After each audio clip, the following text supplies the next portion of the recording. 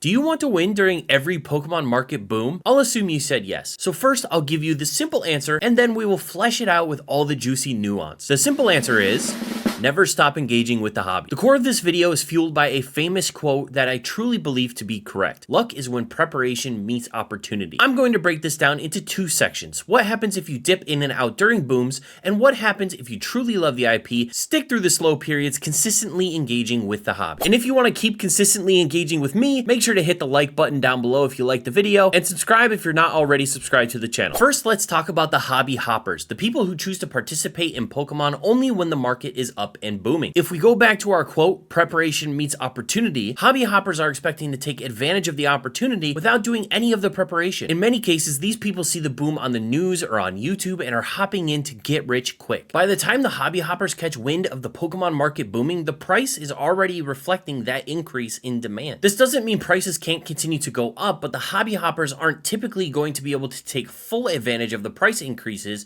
as much as someone who's been engaged and buying during the down periods. Let me use Prismatic Evolutions as an example for what I mean. Prismatic Evolutions Pokemon Center exclusive Elite Trainer boxes, that's a mouthful, were on the Pokemon Center for quite a while because at the time, the market boom was still in its infancy. Many people, including myself, were able to get multiple cases of ETBs without using bots or other quicker methods to buy. No one could have known at that time that these boxes wouldn't drop again for sale on release like they always did previously, and would be $250 market price per box when the set came out. By the time people outside of Pokemon were informed of the booming market and that the most hyped set of the block was releasing, it was too late for them to take full advantage of that PC ETB situation. Because a lot of these people are chasing that success without the preparation, these people tend to be the ones fighting for collection boxes at Costco or filling up their carts with ETBs at Walmart. Scalping is the easiest, lowest amount of preparation needed in somewhat harmful way to make money in this hobby. Now, I don't want to gatekeep too hard, but I would be surprised if a lot of the hobby hoppers don't actually like the Pokemon IP outside of its ability to make them money. I assume they hop between other hobbies as well, always one step behind the people who are in it not only for the money, but because they also truly love the IP. There are countless of examples of people who love and believe in the Pokemon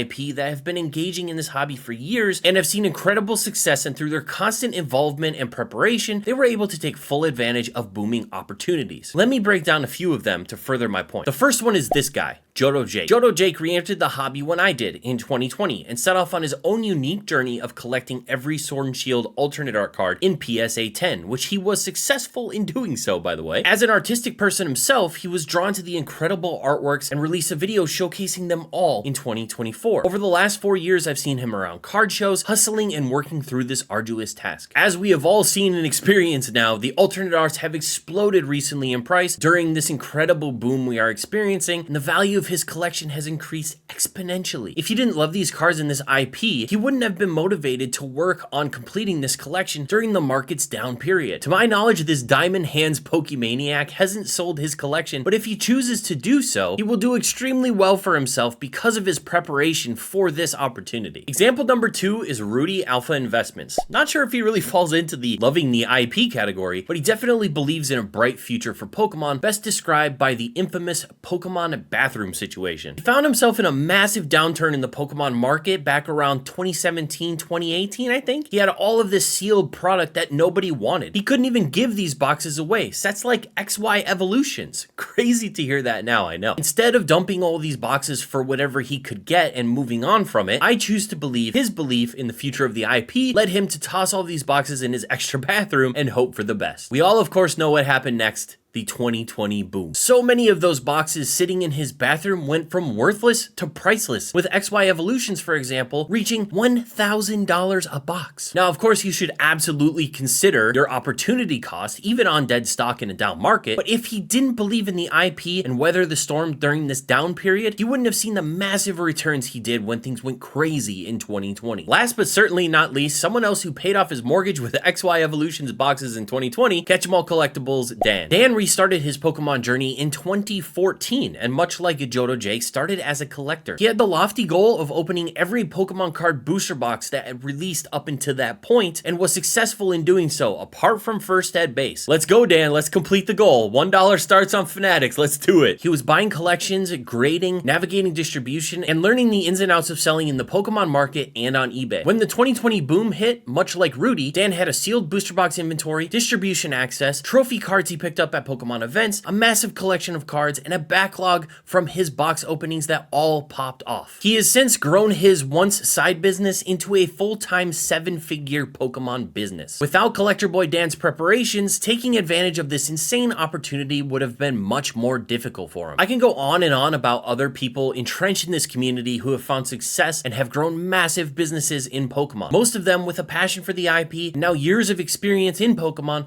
collecting, buying, and selling. In my opinion, there's very few people who can enter into Pokemon, no matter how much money they have, and immediately be successful. The cyclical trends you can pick up on and the fundamentals important to making good purchases only become clear with time and your own personal buying and selling experiences. Without the knowledge and passion that comes from engaging with others in this space, it's an uphill battle for people looking to float between hobbies and get rich quick.